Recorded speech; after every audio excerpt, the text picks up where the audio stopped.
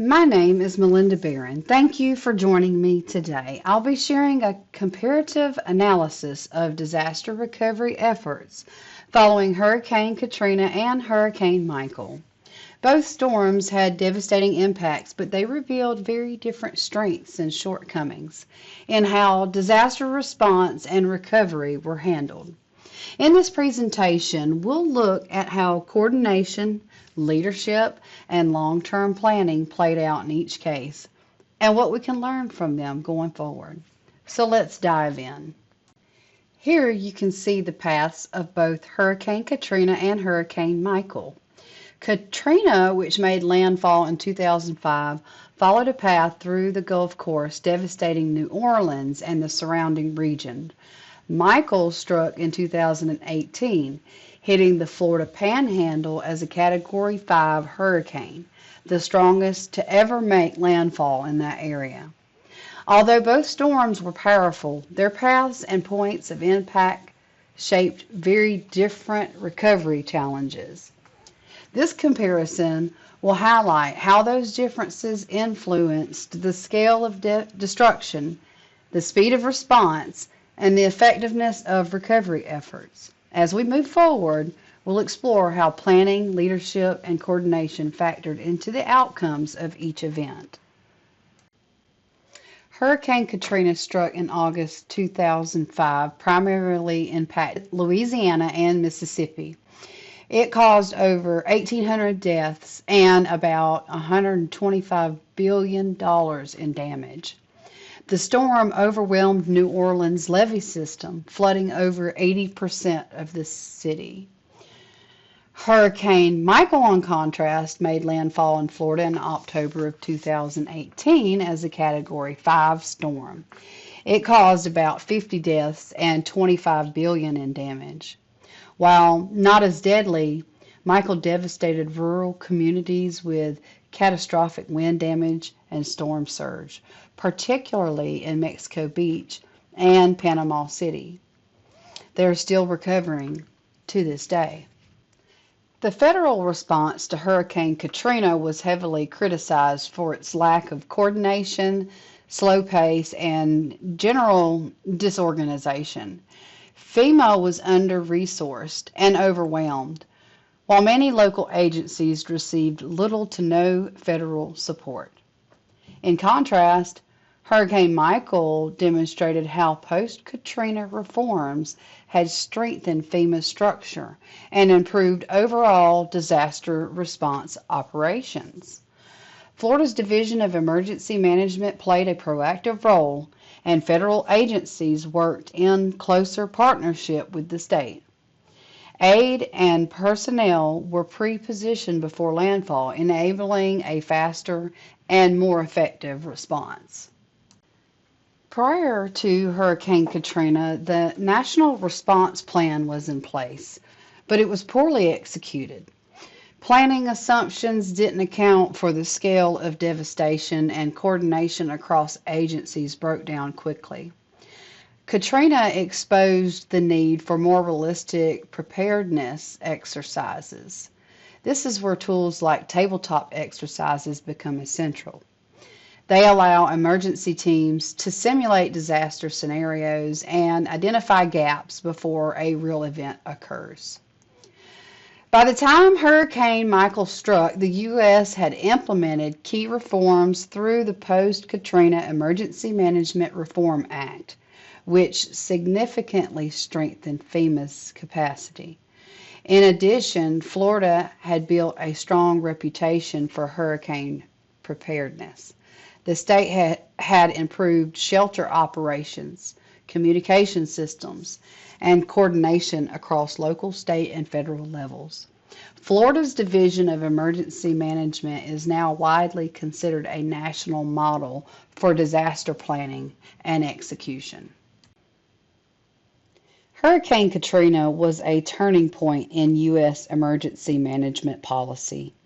The federal response was so flawed that it led to a complete overhaul of FEMA through the Post-Katrina Emergency Management Reform Act of 2006.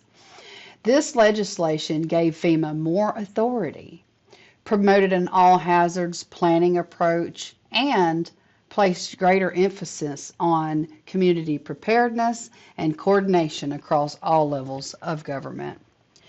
By the time Hurricane Michael struck in 2018, these reforms were already in place and had improved the structural readiness of agencies like FEMA and Florida's emergency management. While Michael didn't prompt sweeping national policy changes, it did shine a light on new gaps, especially the challenges rural communities face. As a result, Florida invested more in broadband expansion, emergency alert systems, and rural infrastructure to strengthen preparedness and communication in isolated areas. After Katrina, many survivors were left without shelter, food, or water for days. Communication systems collapsed, and rescue efforts were hampered by poor communication.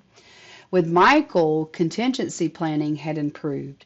Emergency operations centers had backup power, shelters were better stocked, and there were fewer communication breakdowns. However, power outages and limited cell service still challenged recovery.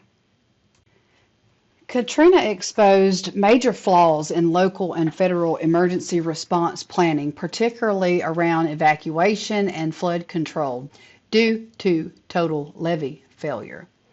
Michael demonstrated how much those plans had improved. Florida executed evacuation orders earlier and had more effective public warning systems. Local governments were better supported and more capable of enacting their own plans, and we can see that today in all the developments along the Mexico Beach and Panama City areas. One of the most critical differences between Hurricane Katrina and Hurricane Michael was how the response teams were organized and coordinated. During Katrina, agencies like FEMA, the National Guard, and local emergency services operated with confused roles and unclear leadership, resulting in delays and duplicated efforts. There was no clear command structure, and agencies often acted independently, leading to a fragmented response that left many needs unmet. In contrast, the response to Hurricane Michael showcased how post-Katrina reforms improved coordination. FEMA, the National Guard, and Florida's Division of Emergency Management worked as a cohesive unit. Leadership roles were clearly defined, and pre-established relationships between federal, state, and local teams allowed for a smoother decision-making and faster aid distribution. This shift from fragmentation to integration marked a significant advancement in disaster response effectiveness. The recovery from Hurricane Katrina has taken well over a decade, and in some areas it's still ongoing. One of the most visible examples is the lower Ninth Ward, which remains partially rebuilt and sparsely repopulated. The federal and local response failures created long-term distrust among residents, resulting in population decline, stalled investment, and uneven recovery.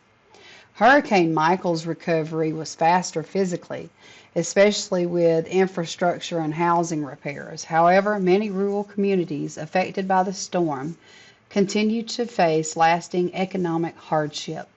Limited access to health care, jobs, and public services has slowed full recovery in places like Mexico Beach and the surrounding areas. Katrina prompted national policy reforms and changed how we plan for disasters. Michael, in contrast, served as proof that some of those lessons had been applied, but also exposed new vulnerabilities in rural disaster resilience.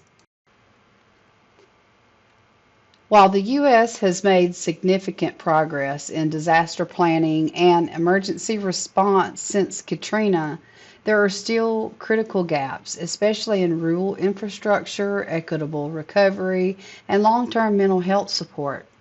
Climate change is increasing the frequency and intensity of these events, making it more important than ever to invest in community resilience, technology, and inclusive planning strategies that serve both urban and rural populations effectively. Thank you for your time today. Please check out these references when you have some time.